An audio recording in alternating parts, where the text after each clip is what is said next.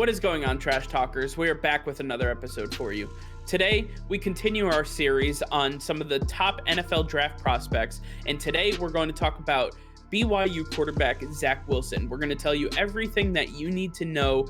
We give you all of his measurables, all of his pros, all of his cons, and what we believe his pro comparison will be.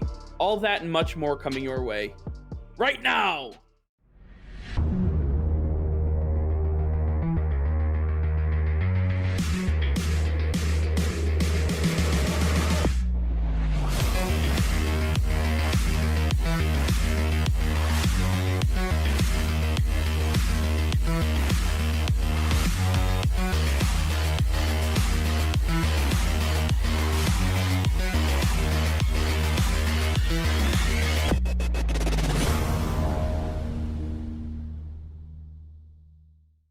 All right, Nick. Well, yesterday we talked about Trevor Lawrence and his fit, and obviously he's the consensus number one overall pick. Well, now we're going to jump into the weeds here, and we're going to talk about BYU quarterback Zach Wilson. Why don't you start off with telling us your thoughts? Give us the pros and the cons about Zach Wilson. There's a ton to like about Zach Wilson. This guy out of BYU burst onto the scene last season and showed us exactly why he is going to be a top 3 quarterback in the draft. If we remember back to a season prior, it was Joe Burrow who burst onto the scene and showed why he was going to be the number 1 quarterback taken. And look how he was doing in Cincinnati before the injury. I think that Zach Wilson has exactly what it takes to be an elite quarterback at the NFL level, as long as he's able to develop a little bit more. I think that he showed a lot of potential at BYU with his playmaking abilities and his ability to throw the ball and run on the ground. I just think that he needs to fine-tune some things. Hopefully he'll land in a spot where he'll be able to learn under a veteran quarterback and then take over the team in a couple of years, and he'll be the franchise quarterback for that franchise. Yeah, I agree. And I'm going to take it a step further. And you guys are free to call me as crazy as you want, but I believe that Zach Wilson will end up being the best quarterback to come out of this draft class when it is all said and done. I believe that Zach Wilson harnesses the skills that we look for in every single quarterback. And when we're talking about looking at read progressions, when we're talking about being able to throw from different angles, when it talks about being able to lead wide receivers with your passing and take defenders away with your eyes, Zach Wilson does all of it, and he does it at such an insane level. If this guy went to Clemson, Ohio State, Notre Dame, Alabama, you name the big school, he would be the consensus number 1 overall pick. I am that confident in his abilities. And just because he went to a small school in BYU with a very small lack of weapons, he didn't have a top receiver, he didn't have any running game, he didn't have the offensive line, the defense was porous, he didn't get to face top tier competition, but it didn't matter. This guy put on a show. He never had a bad game. His worst game was 200 yards passing and 2 touchdowns. And that, like, if that's your worst game, sign me the hell up, because I'm excited. Zach Wilson is by far and away one of the best talents that we have seen. I have so much respect and admiration for his game that I believe that we are underestimating and undervaluing what Zach Wilson can put on the gridiron. Yeah, there's so much to like about him, but I think when we talk about some of the negatives, he's a little slow in his read progression. You see a ton of the time where Zach Wilson is flushing out of the pocket, trying to extend plays because he can't look for a read 1, 2, 3 and then make a decision. He's just very slow in there, but that's something that you can learn and grow. I think that he also struggles with getting the ball to the receiver quickly on passes over 20 yards. Everything under 20 yards is money every single time. But when he's throwing those deep balls, they just sail a little bit. And then in the NFL, where the game plays a lot faster, I think he's going to struggle with safeties and corners just pouncing on those errant balls that are just waiting for them in the air. So I think that's something he needs to work on.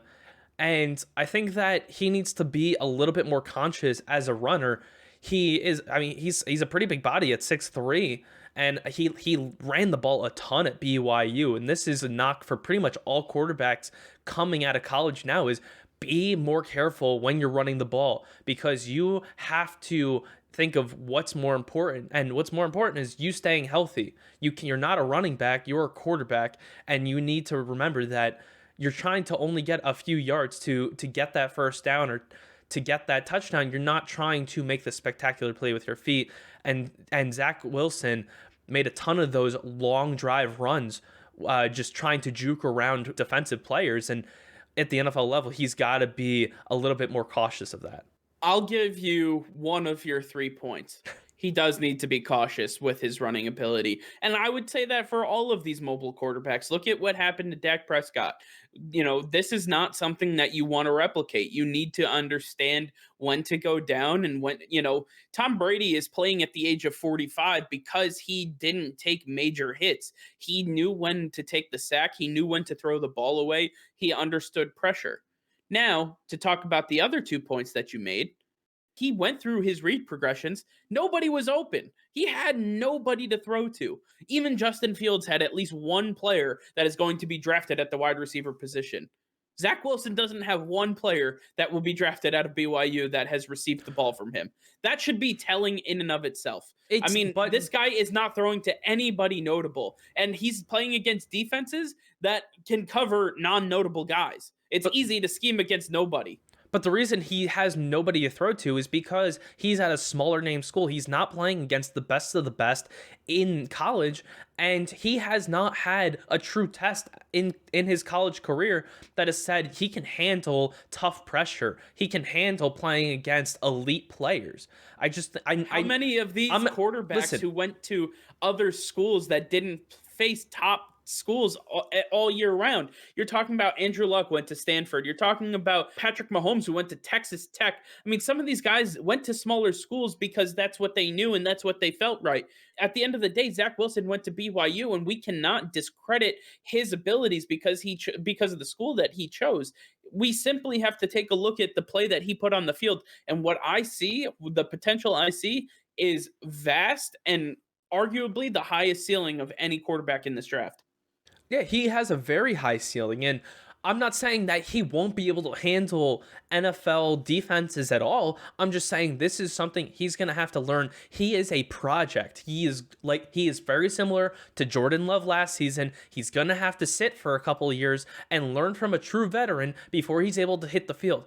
If whoever drafts him tries to start him on day one, this guy is going to fail from the get-go because he needs to develop. He's going to get just completely taken off guard by the fast-paced defenses that are going to come right for him. He is a huge target as a rookie, and you're going to need to learn how to slow down the game and learn how to play at the NFL level before you hit the gridiron. I just flat out disagree with that sentiment. In fact, his ability to throw the ball with timing and anticipation is nothing short of elite. His ability to focus on the competition at hand and ability to rise above is profound. And just because he went to BYU, you're saying that he needs to develop more. When I'm telling you that he had literally nobody around him to help him out.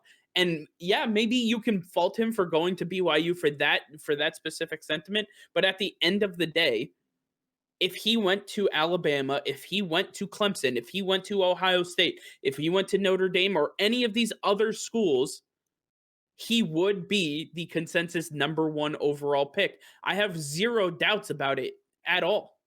That's fine that you have no doubts about it, but the fact is he's just not better than Trevor Lawrence, and I don't think you can make that argument because Trevor Lawrence has actually proven it in the toughest of games.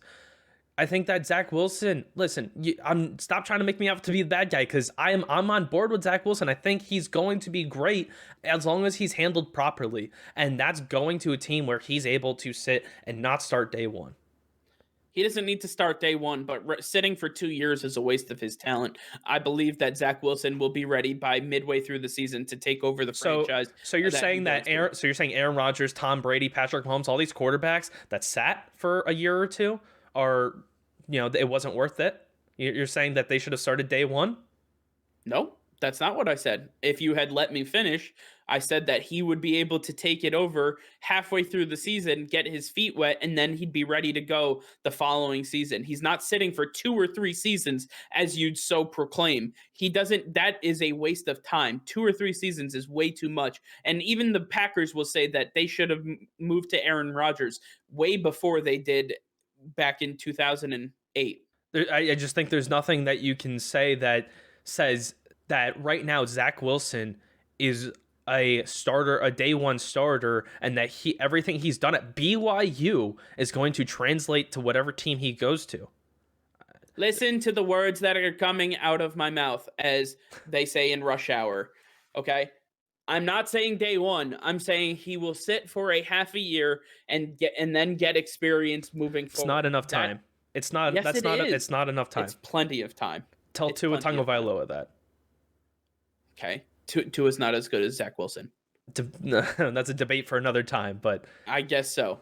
All right. Well, before we get off, tell me who your pro comparison is. I really think that Zach Wilson is very reminiscent of Baker Mayfield, and I think that he plays very much like him. He's very fast paced. He likes to push the pace of the offense, and he likes to scramble and make plays with his feet. I think that these two have a lot of similarities, but I think Zach Wilson, if handled properly, and I'm going to keep stressing this, he'll be able to play much better than Baker Mayfield. I think right now, if you were to start him, he'd be worse than Baker, but he has the potential to be way better than Baker Mayfield. I think right now that Baker Mayfield is a fair comparison to Zach Wilson. Just like you hate on Nick Bosa, you can keep hating on Zach Wilson. Now I've added a quarterback to the list, so congratulations, you played yourself. Like I said, y'all can call me crazy, and I'm okay with it. My pro comparison for Zach Wilson is easily Patrick Mahomes.